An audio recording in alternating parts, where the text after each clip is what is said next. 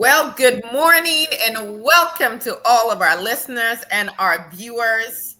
Wow, it has been a whirlwind of a year. Last week we celebrated our first year anniversary and incredibly thankful to all of you who support us, all of you who've sent emails and messages and congratulatory messages. We thank you. But you know what? We were just getting started. And to essentially start off our new year, right? Because this is our new year, I wanted to bring to you the voices of our young people. So I am your host, Aya Fubara Eneli, attorney and owner of Ma'at Heritage Law Group, avid gardener, definitely into history. But today I wanted us to hear from our young people because so often we are making assumptions as adults about who our young people are, what they are about, and what they're thinking.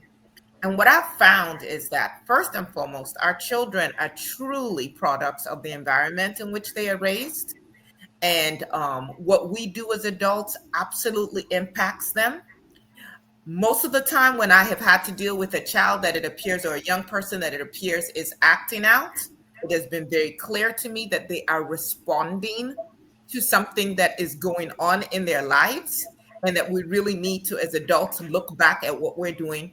And very importantly, that we need to listen to them. So today, I have three amazing young people that I've had the opportunity to meet and interact with in different spheres. And we're just going to see what's on their minds. So I'm going to start off by introducing the only male that is a part of the group right now. And that is Dennis. Dennis, welcome to Rethinking Freedom. Hi. So, Dennis, I'm going to introduce each of you. Well, I'm just going to say your names and then I'm going to come back around and ask each of you to tell us a little bit about yourselves, okay? And Yes, we ma'am. also have today with us the amazing Cecilia. Um, and I could say, and I probably will say a little bit about how I met each of these young people as we go along. So Cecilia, welcome to Rethinking Freedom. Hi.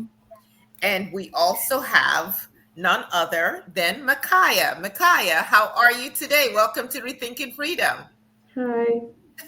Okay, so you're going to have to take that hand off of that mouth. That's right, because we want to see all the beauty, all of that. So I was discussing with them right before we started, we went live with you, that the number one phobia, the number one fear that people have in the world, across the world, is public speaking. And so I was just telling them that they are already amazing for just even accepting this invitation to share. So let's start with you, Dennis. Dennis, tell us a little bit about yourself. Yes, ma'am. So right now I'm a junior at Texas A&M, Central Texas. I'm majoring in biology.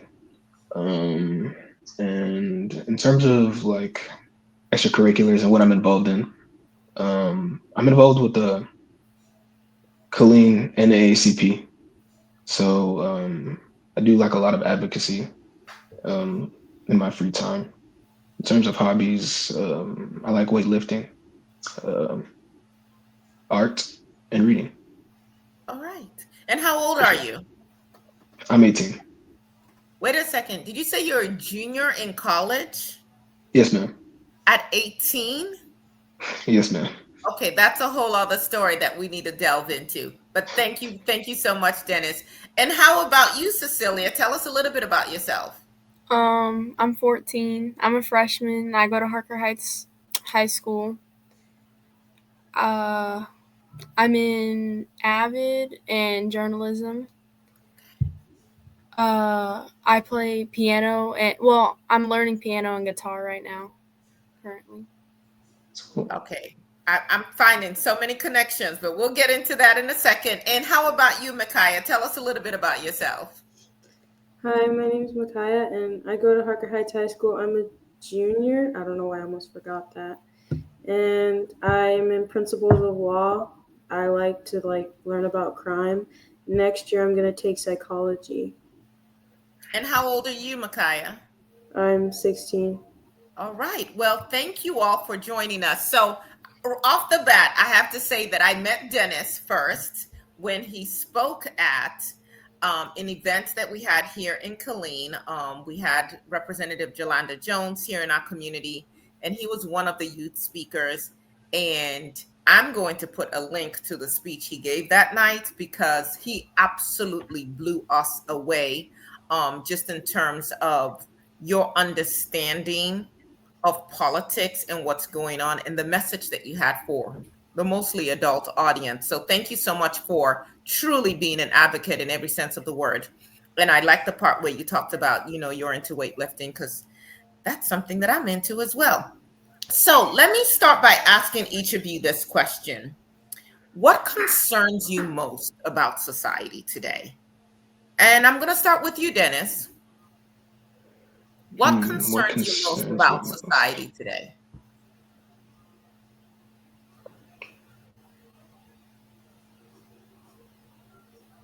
That's a tough one. It kind of seems like there's just like so much information, like a lot going on. And we're not really taking the time to process like things as they're happening. So, and it seems like there's like a headline on the news one day, and then like you don't fully understand like what actually happened until like a month after or a couple weeks after. And it just seems like everything is just descending into chaos. Hmm. Okay.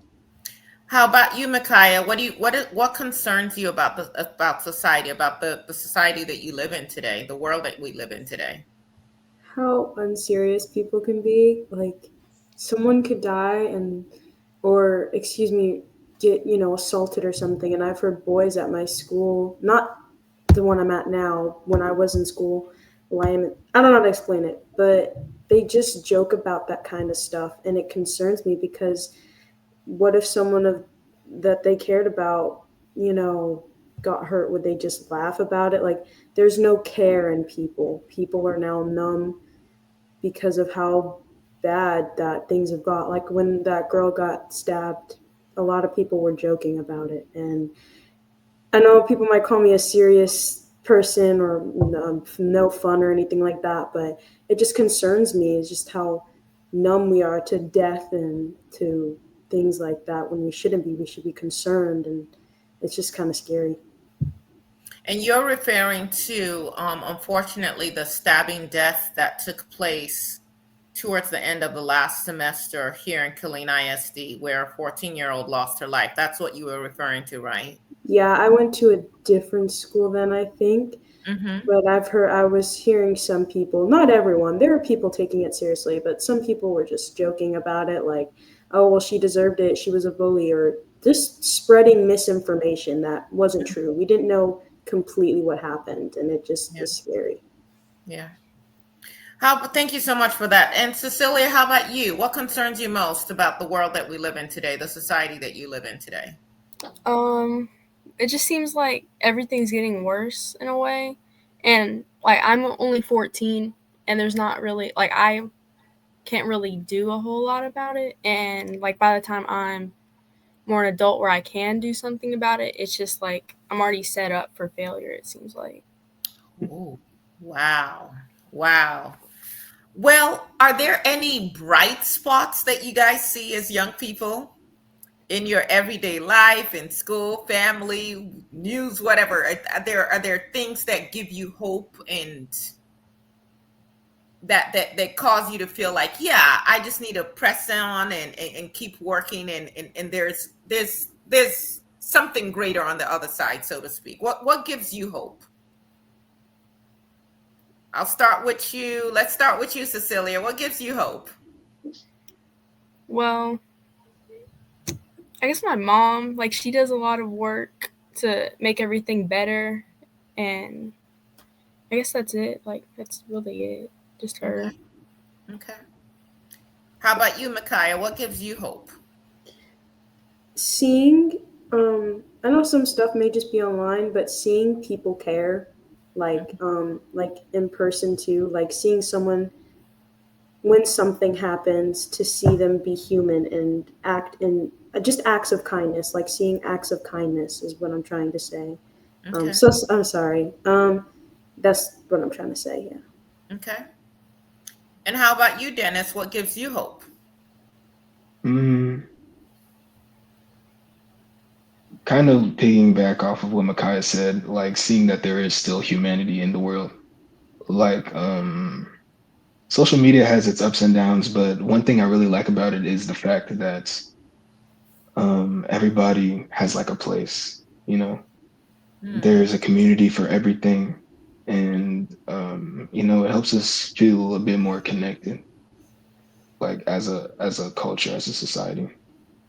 That's an interesting take because I usually hear people talking about the negative parts to social media, but you're saying that we can actually use this technology for good, and some people are, and you can find Hmm. those communities. And I agree with you. I'm part of a gardening group. I'm part of a group that raises chickens. So whenever I have any issues with my chicken, I go there and type in 20,000 people give me more advice than I can use. So I definitely hear you there. I will say that one of the things that gives me hope is you guys, young people who are thinking, who are processing, who are not just accepting the status quo, but are saying it can be better, it can be different. And then the ways that you all are getting involved, because I met each one of you because you are actually involved in some way, form, or fashion in the community. So let me ask you this question now. So how do you feel heard? Do you feel like adults hear you all? And if we don't, what is it that you would like to say to us? And I'm going to start with you, Dennis, on this one. Mikaya, coming to you next. Do you feel like you are heard by us? And if not, what is it that you would like to say to the adults listening today? Mm, no, I don't feel like we're heard, but at the same time, there's so many voices. Mhm. I think a lot of the times, adults will try to generalize us young people as though we're like a monolith of beliefs or we all act a certain way. But, above all, I think that we take pride in our individuality. Um, and I think that's probably like what we would like you guys to know, that we're not all the same. Okay. How about you, Mikhail? Do you feel heard as a young person? Do you feel like the youth are heard by those of us who are older? And what would you like us to know? What would you like to say to adults today? This is mainly for school, but in school, I do not feel heard by adults like teachers or stuff. I get you have to do your job, but I've seen so many kids who obviously need help who are ignored because, I get it. You're just a teacher or just a nurse or something like that. But to have an adult, because what if they don't have that parental figure at home?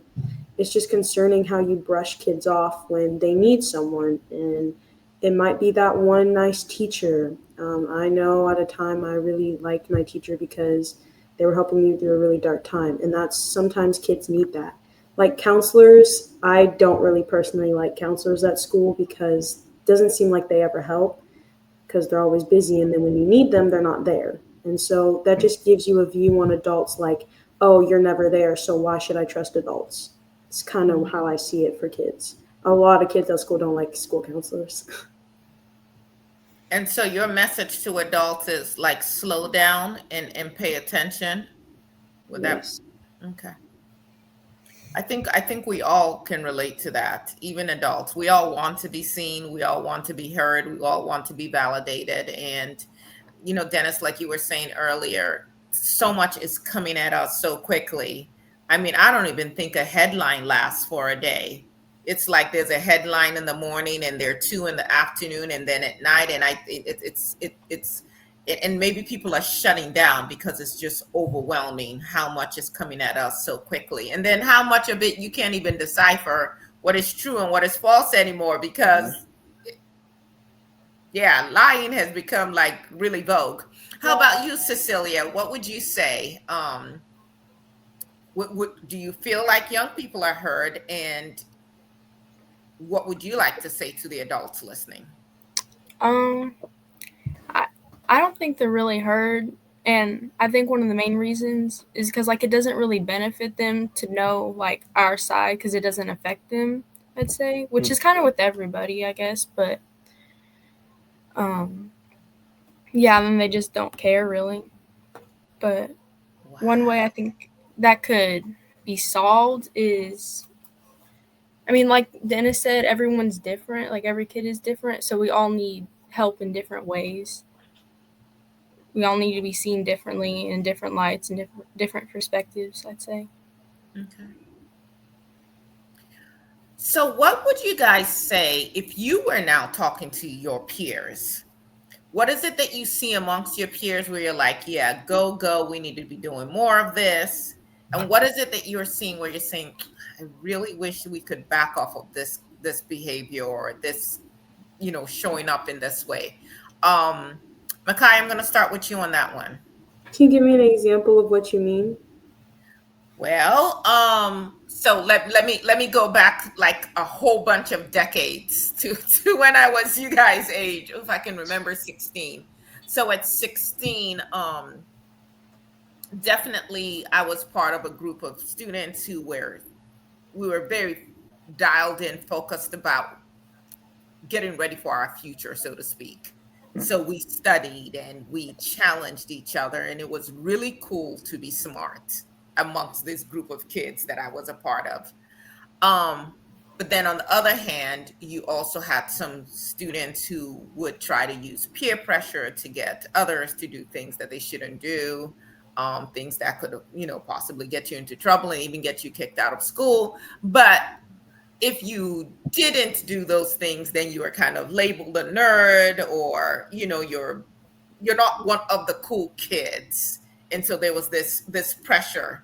Now some of us insulated ourselves enough that we didn't care if we weren't cool to certain people, but there was just that. So looking at young people and just saying, okay, are the choices you're making now, even if you think they're going to make you popular, are they going to get you to where you want to be in life? Those kind of things. So that's an example of way back then, decades and decades before you were born, Mikaya. So what do you see today with youth that youth that you see are doing things that you're like, yeah, this is what we should be about, even though I understand we're not, you are not monolithic. And what are some other things that you see young people getting into that you're like, yeah, this might be something we want to rethink, even if there's a group or people who are saying go down this path? What are your thoughts on that? I think I see a lot of um, I see a lot of people who are ready for their future and who are, who are happy and excited for school. But then I see a lot of, as I perceive it, a lot of pain, and I could even be perceived this way because I see a lot of people just give up and quit, and they decide they just want to drink or at a young age or smoke or do something like that. And I was a victim of doing that, and I did it. I smoked and I did that kind of stuff, not because of pressure, but just because I that's what I mean by just seeing a lot of pain, like people just giving up because of how society has like just changed in such a bad way. That's kind of how I see it. Just a lot of pain. I see a lot of pain in the future. Hmm. I hope adults we're listening. So, as an attorney, there are times when I'm seeing young people in court and it just seems like, why would they make these choices? And Micaiah is giving us a window into that mindset of, I was trying to feel better. I was trying to numb. I was trying to connect in a different way with myself so I'm not feeling all of this pain. And that's something that we really should be paying attention to. For me as an adult, even I've had to curtail how much news I get. I want to be informed, but it just seems like there's so much trauma that is just broadcast widely on the news. So just turning on my laptop today and hearing that a boat off the shores of Venezuela was just bombed, and human being, somebody's son, father, brother, whatever, just blown up. with no due process. We don't really know what they had on there. And even if they had something they weren't supposed to, we have courts of law to handle these things. And it's just like it's not even a human being, just eviscerated. Like the family won't even have possibly a body to bury. And Yeah. yet we're supposed to just kind of carry on. And so, Micaiah, thank you for just sensitizing us to young people are human beings as well. And if older people use substances to numb their pain, we shouldn't be so surprised that young people do it as well. Dennis, you wanna take that question? What do you see Yes, young ma'am. people doing great? What do you see, other areas where it's like, yeah, we probably should rethink this. Mm, the thing that comes to mind is kind of like what Mikaya had said earlier. I feel like we're not serious enough about our futures at times. Um, I think that the same way that older folks need to listen to us, we need to listen to older folks. But being told that Okay, all so your I just life, heard a round of applause. I just heard all the adults just saying yes, yes, yes, because these young folk, they don't ever listen. Okay, please go ahead, carry on. and it's exactly that energy that wants us, or that causes us to sometimes be a bit callous in our ears when, like, wise information, wise counsel, Mhm. um, like, I guess, yeah, passes by it. Um, but yeah, that's probably what I would have to say to my fellow peers. It would be, not every person who's silvered hair is, what's it called, stubborn. You know, there's a lot of wisdom to be heard and passed down from them. Mhm. Okay. And how about you, Cecilia? Can you repeat the question for me? Yeah, so what do you see young people doing, your peers doing, where you're like, yes, this excites me. I feel like we're on the right path with this. And what are some things that you see taking place where you're like, yeah, I don't recommend this. We should probably rethink doing that. Um, the first one is I think we all, in a way, like we care a lot. I think we're ready to actually do something instead of just like sitting by. Um, and one thing we should probably rethink is just I think be more aware of like even if it's normalized, it's not always a good thing. Mhm, Maybe we need to change a Hmm. few things. mhm. All right. So I'm gonna put each of you on the spot here, so to speak. How do you use your voice, whether it's amongst your peers, whether it's in your family, whether it's in an organization, some church, whatever that you might be involved in? How do you use your voice to make a difference, if at all? And if you're at the point where you're saying, for now, I've just kind of been observing and learning and growing into myself, share that as well. But how do you feel you are currently using your voice? And I'll start with you, Dennis, because I know for sure you are using your voice because I've heard that voice. Yes, ma'am.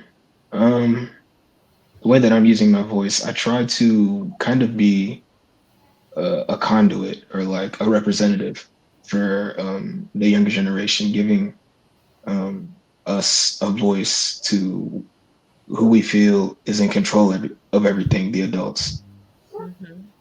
Mhm, Because I think that sometimes, you know, adults may think that we don't care, but at the end of the day, it's our future that's is, what's it called, affected by all of the decisions that are being made.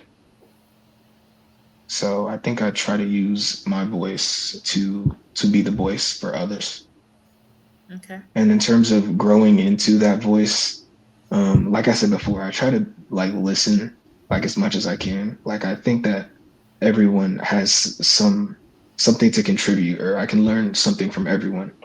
And so yeah, my default is to just listen, to just be in rooms, um, with and around people who know what they're talking about, know what's going on, and have a perspective that I haven't heard.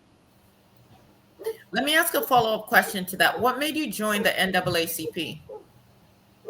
Um, I wish I could tell you some like inspiring story or something like that, but what really happened was I was invited to join after a quiz bowl that they had. My school had, or the team from my school had won, and I was only participating because it was extra credit for my African American Studies class. So, but yeah, I was asked to participate, and I was like, this sounds like something I'd be really interested in. But then once I got to, know more about the history of the organization, and what it stood for, that's kind of when I grew to have a passion and a love for the NAACP. Okay. Okay. And I'm going to ask you another follow-up question. You said you are a junior and you're 18. How did you pull that Yes, off? ma'am. So in high school, I went to an early college high school, so I was able to take a lot of college classes in place of my high school like classes, and it was like a dual credit. So I graduated high school this past May with an associate's degree and a high school diploma, and now I'm at Texas A&M Central Texas. I transferred from Central Texas College, and now I'm a junior. So, in case you all didn't catch that, I have my fifth child is now a junior at Harker Heights High School, and all my four older children have gone through the Killeen ISD the Killeen School District, and we have some really great programs in the Killeen School District that people definitely parents and young people should be taking advantage of. And so, like you, some of my children, but actually probably happened to you. You got your associate's degree before you got your high school diploma, right? Yeah. The graduation Yes, is like ma'am. a week or 2 weeks before.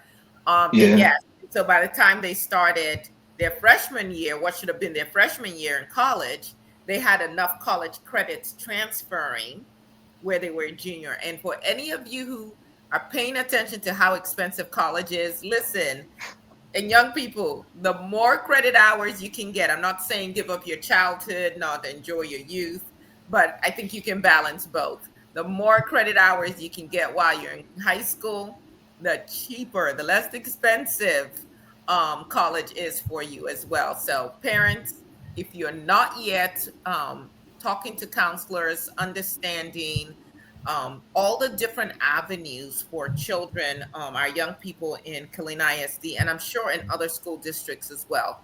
If you're not aware of the different opportunities for them to get college credit while in high school, that is something that I certainly recommend because, like Dennis just said, he just graduated from high school and he already has his associate's degree and well on his way to complete his bachelor's as well. All right. So the next question I'm going to ask you here is what role should adults play in supporting youth leadership and mental well-being? And Cecilia and Mikaya, I didn't get into, I'm going to ask you guys follow-up questions too in terms of what activities you're involved in and the things that you're doing. Cecilia, I was excited to hear you learning that, say that you're learning to play the guitar, because that is, I have a guitar and I started guitar lessons like a month before the shutdown with COVID. And then I haven't gone back, but it is my dream. In my dream, I am rocking out like I am just doing the thing on the guitar. So maybe I'll hook up with you and find out who your guitar teacher is and see how I fit that in. But back to the question that I had for you. What role should adults be playing in supporting the youth, supporting you as leader, supporting you in terms of your mental well-being? Um, you're asking me, right? Yes. Okay. Um, I don't know if this is really gonna make sense, but in a way, like stop making decisions for us. I guess. Does that make sense? Or stop kind of what I said at the beginning, like setting us up for failure because like their decisions affect us because we're right after them. Can you basically. go into more detail about that? Like, give me an example of what you're seeing right now. I think I know where you're going with this, but I want our audience to also follow what you're saying, because I happen to know that you are a young person who listens to your parents, and so it's not like you're advocating rebelliousness or anything. But when you're Mhm. talking about the decisions adults are making that are affecting you all, and that they should be thinking about the impact on you, can you give an example of like what you're talking about? I guess in a way of like who we put into power that like affects us a lot because then after that's like all done, then we're next and we still have to suffer the consequences of everyone before who made that decision when we couldn't make any decision. Okay. So are you saying that there are some people in power right now that are maybe problematic? Yes. Yes. Okay. She says yes. I'm not saying anything more. Or do you want to say anything more? I don't think I'm okay. Okay, you're okay. Awesome.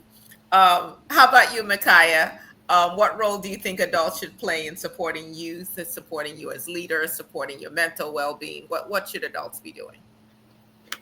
Uh, I would say listening. I feel like some don't listen, they just judge. They just, oh, I caught you.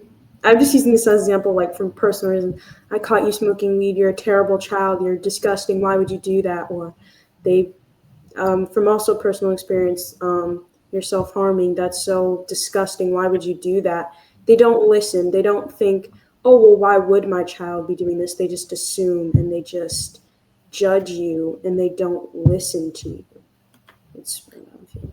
And if you feel comfortable answering this, what does that judgment do to you, or do to the young people that you are around you, that you've seen or heard their stories?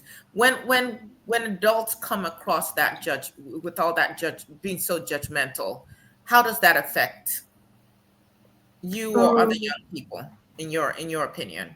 I think it affects them in the way, like I said before, to not trust adults and whatever adults say is just crap, and or you don't believe in adults anymore, and so you start making irrational decisions by yourself as a teenager because you have adults around you that don't listen to you, so you don't trust them. Like, oh, they're not going to listen to me anyway, so why ask them for help or why do this for help? And it could lead into dangerous situations.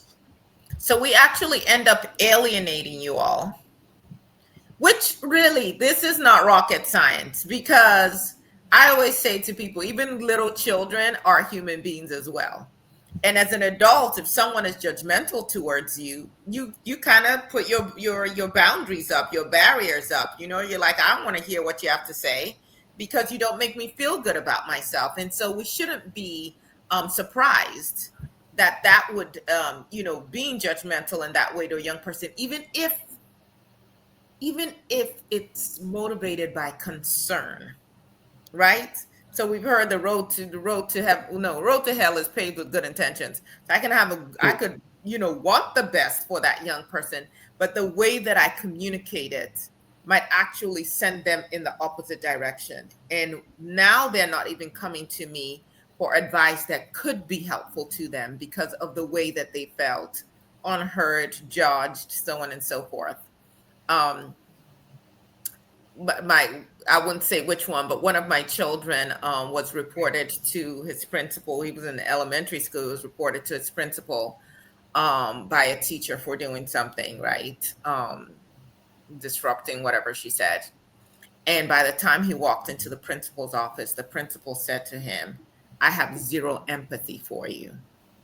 He was in the fourth grade. And after that, she tried to ask him questions about the situation, and he wouldn't answer. He was just like, "I don't have anything to say. You can call my parents." Kind of like, kind of like, call my attorney. I'm not answering your questions. And so his parents, we set up a time to meet with the principal and with the other teachers that were involved. And in asking my son what happened and why he would not answer the principal's questions, he said, "She told me she had zero empathy for me before I opened my mouth." Hmm. Therefore, she'd already made up her mind about what she feels happened, and she'd already decided I was in the wrong. So I didn't feel like it made sense to waste my time and energy to try to tell my side of the story because she wasn't open to receiving it. So when we had the meeting with the principal and the teachers, and I said, well, this is what my son said. The teacher's face turned red, and the principal's face turned red, and she's like, I didn't know he knew the meaning of that word. Well, because it was in the fourth grade. So, she didn't think he knew what zero empathy meant or whatever. And so, but that's just for me a quick example of how we can say things, and and then now you want to label him as, he was not cooperative, he was, disobedient or whatever, and really it was him just protecting, as y'all would say, protecting his peace. Or is it my generation that says protecting my peace? Who says it? Y'all don't say that? Okay. Yeah, they're A shaking little their bit. heads. Okay, I'm dating myself. We're the ones who say we're protecting our peace. The young folk don't say that. All right. So, Janice, anything else you want to add to in answering that question? No, Oh you no, I good? think y'all hit it on the mark. Yeah. Okay. If you could change one thing about the community in which you live, what is it? What would you do? And we might hear the same themes coming up, which is fine, because then it just means it's that important. But if you could change one thing, what would you do differently? What would you like to see changed in our community? Can I answer this one first? Yeah, sure. Um, I think that's we could stand to be like more united. A lot of the times, there's like hundreds of organizations within a community that all kind of do like the same thing but in different fonts. I think that we would be like a whole lot more like powerful with like the change that we can make if we would just partner up in certain things and like build that connection and stop worrying so much about, oh, the name of my organization is this, and more so the change that we're making is this. That's probably the change that I would make. More collaboration and more community. And you started to touch on the question, a follow-up question I was going to ask you, which is, why do you think we're not, what do you think are the barriers to collaboration and unity? What do you see standing in the way? I know you started to touch on that a little bit. The same way that individuality and identity can bring people together, it also kind of like puts up barriers in a way because we cling so much to what we are rather than what we stand for and like the things that we want to see. Okay, say that again and break that down for us, because that was a really great point. I think sometimes we focus more on like what we are or like where we come from or this and that rather than what we stand for and what we believe.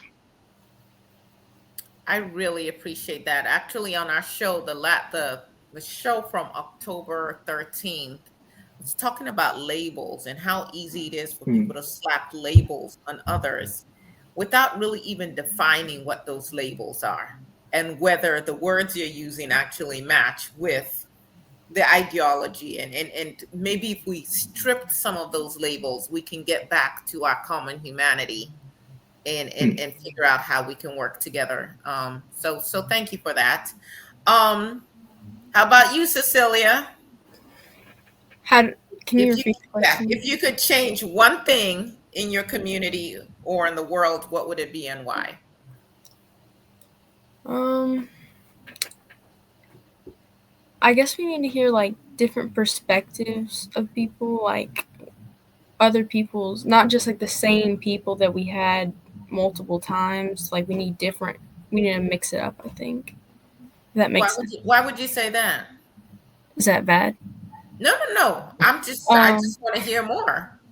Not bad at all. Mm-mm. it's just because when you have the same kinds of people, we never like, not that it's always bad, but it's like we never really change. or and some things do need to change and be solved. But if we have the same kind, then it's just never just gonna nothing's gonna happen.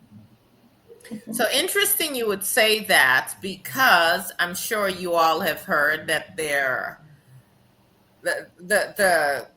I don't call him the president. I call him the felon in chief. The felon in chief and his regiment. 34 felonies. I didn't convict him of anything. That was the court of law. I'm not defaming anyone. 34 felonies, right? Um, I don't know anyone else who has 34 felonies who's walking around, let alone leading a country, but this is where we are. So we do know that his whole administration has been against what they're calling DEI. And what I've told people is stop just using the alphabet. Like, let's break it down. D stands for diversity, E stands for equity, I stands for inclusion. Tell me which one you're opposed to.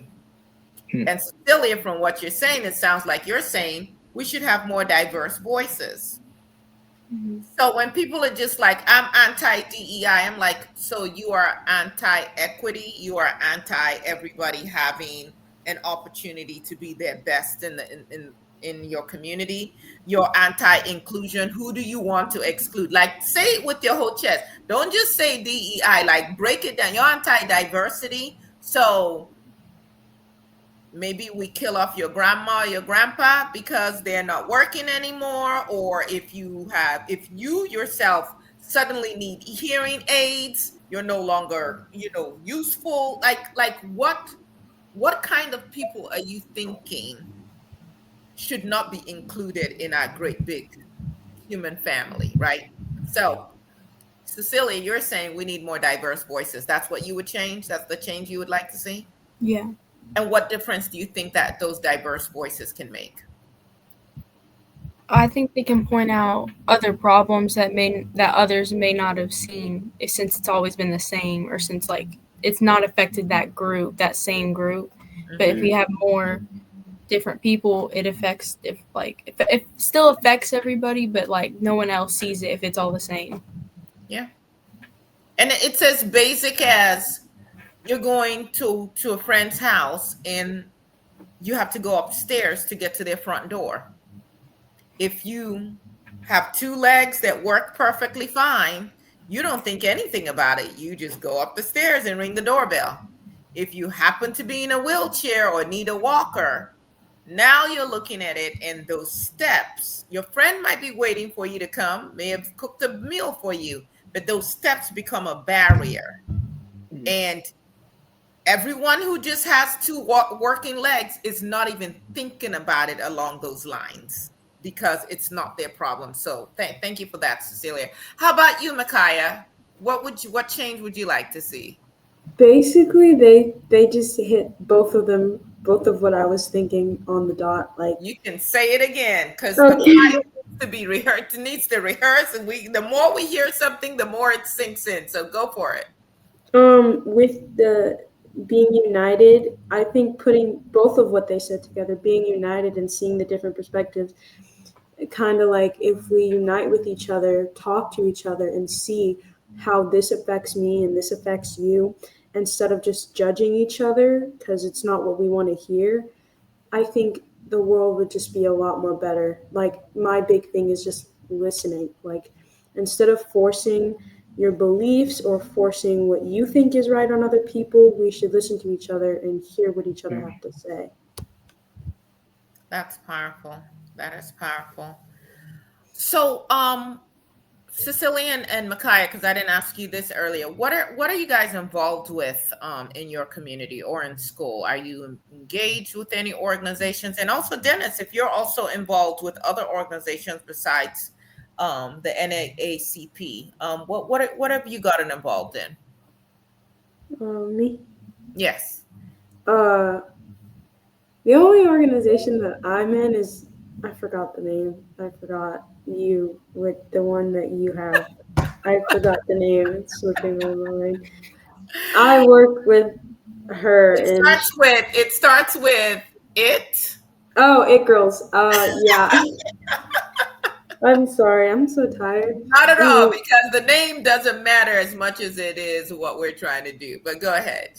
uh, just how that's what I do in for my community, and it's bringing. She brings young girls together and like shows them like, and they're all diverse. It doesn't have to be just black, white, whatever you are. You could be purple, and she'd let you in. And I haven't met any purple yet, but yes. you could be purple, and you be No, no, wait, purple. I take that back. We've had purple hair. So, yeah. You could be purple, and you could dress differently, act differently, and she'd still accept you. And I think we need more adults like that. So that's what I am in my community. Um, and I love that she just accepts you for who you are and doesn't judge you. You don't judge people based on how they look, based on anything. So that's Well, I'm so humbled that you think that my children would not be nearly as generous with me, but because they'll say, "Yeah, you didn't say anything, but the look you gave me." Uh, but thank you so much for that. And yes, Mikaya is one of the leaders in It Girls, which stands for Intelligent and Talented Girls, and it's that's how I. Is that how I met you, or did I meet you through your parents, or how did I you meet met you? me through my dad. Through my Met dad. you through your dad. All right. But it's definitely been a pleasure and an honor to get to know you and just your very, very beautiful spirit. What I'll come back to that. I'm going to ask each of you what it is that you are working towards, what you want to be in the future, because I just see how you guys are going to be game changers in the world. How about you, Cecilia? What are you involved with? I'm involved in that as well. In the It You're an Girls. it girl as well? hmm And in school, I'm in, like I said earlier, I'm in journalism. We each have our own like job because we do a newspaper at the end of each 9 weeks. I don't really I do reviews, which is I do like movie reviews, which isn't like Oh, it okay. doesn't really change a whole lot, but like that's what I do. So I give my opinions on. I still give my opinions, so I contribute in that way. Okay. That's Okay. pretty much it. And what else are you involved with? So you're taking guitar lessons, piano lessons. Is that something new for you? Piano I started in June of 2024, so it's been a minute. Okay. Guitar was April of this year. So, although it's been Awesome. kind of the lessons haven't always been like super frequent though. It's been kind of So have you figured out that thumb action? That was hard for me. I was like, I need that thumb cover, whatever it's called, because I was having an issue with that. But all right. So what is it that, and this is a question for all three of you, what is it that you want to do as you are maturing and growing up? What are you building towards? What kind of career do you think you want to have? And I'm going to start with you, Cecilia, and then I'll come back to Dennis and then Micaiah. um I've been thinking like recently like a lawyer maybe. I don't know for what like specific reason. I don't know if I really have a reason for that. It just kind of sparked my interest in a way. That's pretty much it. Okay. Well, if you ever want to shadow some lawyers, talk to some lawyers, I know a few. So Okay. we can make that happen. We definitely need people who are about truth and honesty and compassion in that profession. I was talking to someone, I'm not sure when, but we're talking about justice versus just practicing law, so to speak, within the United States system. And my take on it as an officer of the court, I've been admitted to the bar, is that so many times it seems like we're more about winning than it is about getting to the truth, about really bringing about a just society. So I'm on a mission to get more people who really want to bring about justice, to get involved in the profession as opposed to. We just want to win. And we'll use whatever procedural means we can, because there are lots of loopholes that you can use to win, but it's not really about the truth. It's not really about being just creating a just society. How about you, Micaiah? What is it that you think you want to do in the future? Um, I want to do psychology, and my reasoning for that is more like just studying like the brain, but not in a doctor way, more in a like figuring out what's like wrong kind of way. Um, and I want to be a psychologist. Like I'm gonna go for psychology and then become a psychologist because I want to be the person or anything in the therapeutic field, but I want to be the person that a kid can feel like they can that actually feel heard, like they actually, because a lot of kids need that, and I want to be that person that they can actually feel heard. As I said before, um, I have self harmed, and I know a lot of kids when that happen when they do that, and then they tell an adult about it, they don't feel heard. Most adults just, I'm not explaining. They just get like not really disgusted, but they're just like, oh my God, why would you do that to yourself? Why are you doing this? And they don't really listen and take the time to think, hey, maybe I should just sit here and figure out what's wrong. And instead of just judging them and pushing this onto them, I should figure out. And I want to be the future person that is like, you're not alone. You're not the only one who's had to go through this. And you can trust me and you can believe in me because I've gone through it too.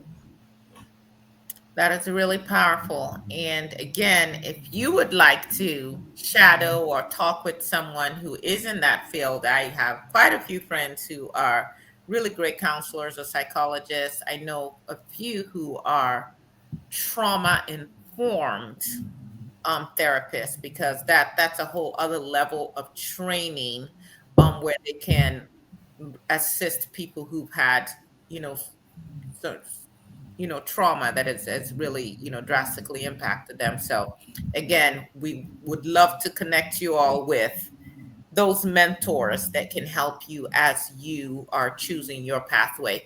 And how about you, Dennis?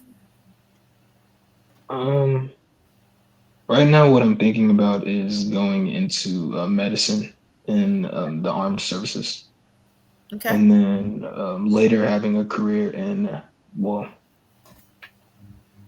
having a say in like healthcare policy. I don't know if that looks like being a politician or just being a policy advisor, but something Okay. something like that.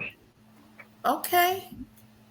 You really thought this out. So you are in your junior year now. So are you already looking at what it's going to require for you to take the MCAT, the medical college admission test? Um, I'm doing research into the process of being admitted into medical school. Right Okay. now, what is at the forefront of my mind is research opportunities and clinical experience. Okay. And do you already have inroads to that, or you need to be connected to some of that as well? I always appreciate more connections. All right. So, no, seriously. And there are people listening right now, adults, and anyone else who's listening. If you are hearing what these young people are saying they're interested in, and you're saying, hey, I know a research opportunity, I have a connection for this, there's a program going on here, by all means, reach out to us at Rethinking Freedom at ayaeneli.com. That's AYAENELI.com, and send me a message, and we will link. We want to assist our young people to be everything that they can be, right, to fulfill their potential. So the way we do it is not just to hear them and say, I hope they figure it out. It's actually to lend a helping hand. Or you can go to our YouTube channel at Rethinking Freedom and send us a message. Just, type a comment in. We definitely will encourage all of you to please like, to please share, and to subscribe as well. And leave a comment. The comments impact the algorithm. A lot of times what we're discussing on this channel, the powers that be don't necessarily want it to get out. And so the extent to which you engage and you leave comments makes a big difference in helping more people to hear about what we're discussing here. So, one last question for each of you. This show is called Rethinking Freedom. And what we're always trying to do on this show is to get people to really think about, what does freedom mean to me? And what actions am I willing to take to make it happen? Because definitely what we're noticing in our country, if we're paying attention, and really across the world, is if you're not working towards the thing you say you want, other things are working probably against that thing that you say you want. And so we thought we had this great democracy. I would argue that we never really did, given all the the history of racism and sexism and so on in the country. But even for the checks and balances that it seemed like we used to have, they just seem to be crumbling in front of us. So the question to you is, what does freedom mean to you? And I'm going to start with you, Dennis. What does freedom mean to you? Ooh, that's a tough one. And you had sent that question in the simple questions, and I've been trying to think about what that means to me all day. And I've kind of come to this. Freedom it's something that comes from sacrifice. Freedom doesn't come easy. Mm, Um, it is having the privilege to make your own choices, the choice to choose who is in power, the choice to choose your partner, the choice to choose how hard you work. But that's a privilege that's like slowly being taken away. yeah. Okay. And how about you, Mikaya? We've got about, if you can answer in about 40 seconds, what does freedom mean to you? 40 seconds. Whoa! Wait, let me think. And Cecilia, I'm coming to you. So start thinking. What does freedom mean to I'm you? so sorry. Kind of what is his name? Dennis. His name's Dennis, right? Kind of what Mhm. he said. Just to work really hard to be able to express yourself in a way without being judged, and just being able to be yourself. And that's pretty much it. That's all I can think about. Okay. Yeah. And how about you, Cecilia? Um, wait, I'm sorry. What was the question again? What does freedom mean to you? I don't know if it's like necessarily being able to do whatever you want, but like having the opportunity to, if that makes sense. I mean, I think it should be a right, but now it's more looking like a privilege since it's slowly being taken away, like Dennis said. So if that answers your question. I don't know if it is, but Absolutely, it does. Because what you each have demonstrated is that these are things that we have to think about. Like, I think most people will say, well, I want to be free. We say it all the time. America is the land of the free, home of the brave. Or I think, is that what we say? Home? Yeah, something like that. Yeah. But what does freedom mean? And what does it look like? And if I don't know what it looks like, if I don't know what it means, how do I know that I'm working towards it? How do I know when it's being eroded? Or I wake up one day and it's like gone, and I realize, oh, wait a second, this was happening underneath my nose the whole time. Um, Ida B. Wells Barnett, who was a journalist, Cecilia, and she also um, she had a newspaper. She also wrote what was called the Red Record. She chronicled and really brought attention to the lynching of African American men in particular. And one of the things that she would say is, the price of freedom is eternal vigilance. Like, you never arrive at freedom and say, oh, okay, we cool. We don't have to do anything else. No, it's eternal vigilance. Because if you're not taking care of guarding that thing that you say is important to you, those freedoms that you say are important to you, eh, you- they might just be gone, and you would not have paid attention. So I want to thank each and every one of you. Thank you, Cecilia. Thank you, Mikaya. Thank you, Dennis, for answering this call, for sharing your thoughts for giving us some things to think about. And I want to thank you for your leadership, for your courage in coming to share your voice tonight, because again, a lot of adults would not have done this. And I definitely wish each and every one of you so much success in everything that you're doing. And for you to know that I'm always a resource for you. And if there's anything I can do to advance your goals, please reach out. And to our guests, thank you so much for listening.